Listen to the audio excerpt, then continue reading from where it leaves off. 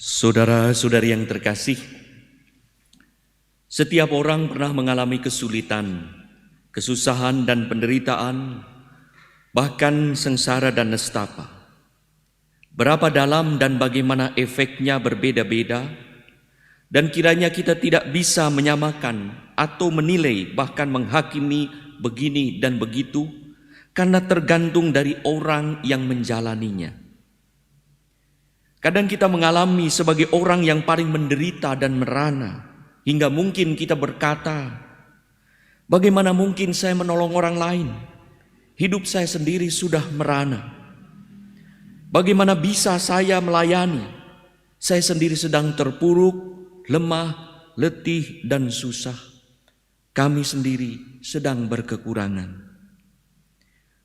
Saudara-saudari yang terkasih, persis sehari sebelum malam Natal 2014, Bandung Selatan mengalami banjir besar hingga memasuki halaman gereja Santo Fransiskus Dayakolot yang kemarin kita merayakan Ekaristi. Artinya genting dan rumah umat dan masyarakat sudah tak kelihatan. Bahkan puskesmas, masjid, dan balai desa yang biasa dipakai untuk mengungsi tahunan sudah terendam, hingga orang mengungsi ke gereja yang halamannya masih dirasa aman. Pada minggu lalu halamannya sudah terendam dan masuk gereja. Waktu saya bertemu dengan umat yang gesit melayani, saya bertanya, bagaimana rumah Bapak? Ia berkata, rumah saya sudah terendam, Bapak Uskup, sedada.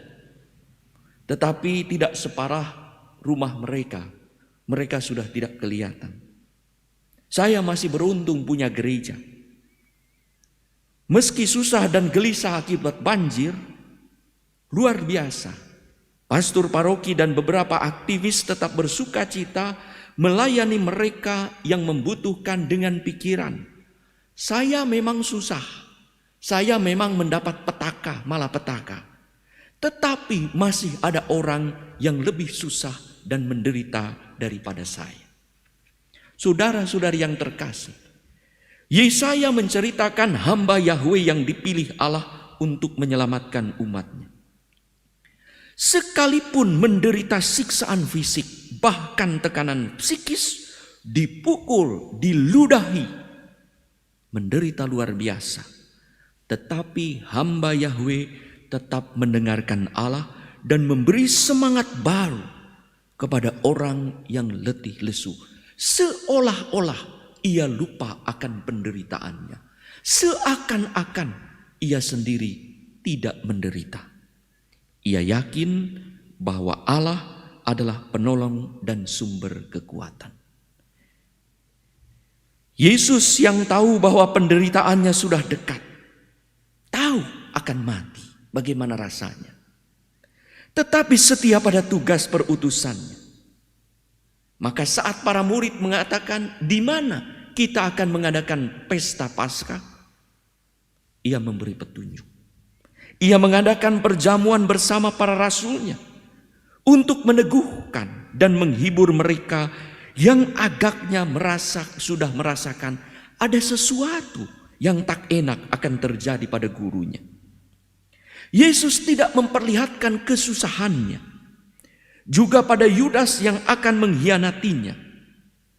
Ia tetap bersikap lemah lembut, mampu mengendalikan diri dan mengontrol emosi, hingga perjamuan makan dapat berlangsung dengan hikmat, seolah-olah tidak ada sesuatu yang membuat ia susah. Ia menetapkan Ekaristi untuk menjadi kekuatan para muridnya. Saudara-saudari yang terkasih, pada saat ini kita tahu ada banyak orang yang mengalami susah dan gelisah. Mungkin ada juga yang merasa bahwa hidupnya sekarang ini paling menderita, sengsara dan merana. Ini wajar-wajar saja. Tetapi benarkah demikian bahwa paling menderita? Setiap orang punya kesusahannya sendiri.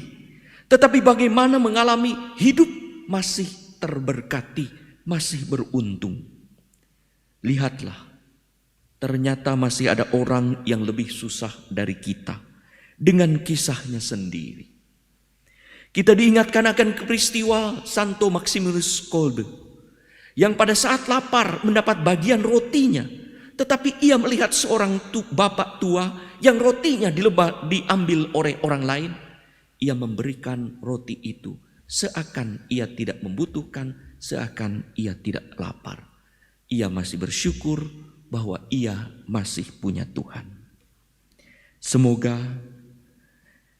dalam keadaan apapun permenungan kita hari ini meneguhkan kita untuk tetap rela dan bersukacita, berbagi hati, budi, energi, dan materi kepada orang yang mungkin lebih susah, lebih gelisah daripada kita.